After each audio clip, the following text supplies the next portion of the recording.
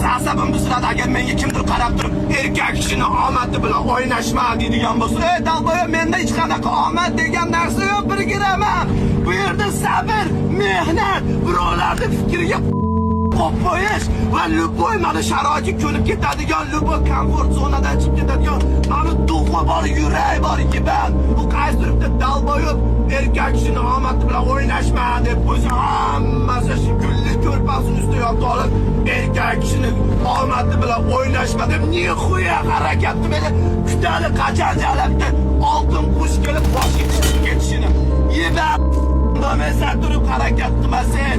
Yiban u Instagram, TikTokdagi dalboyoblarni kuzatib, o'shalardan inspiration, vdохновление olib harakat qil, o'qidish. Meni mana boshidan kuzatganlar biladi qanaqa yo'llarni bosib o'tganim, jalab. Qatlarda uxlab yurganim, kimlar meni tashlab ketgani. Nechtasi O'zbekistonga qaytib ketdi. Chidolmadi, sabr qila olmadi. Birovlarning fikriga qo'ygan holatda darsi takansa bosish kerak. Unaqa qilib o'tirib olib, erkak kishini omadi bilan o'ynashma.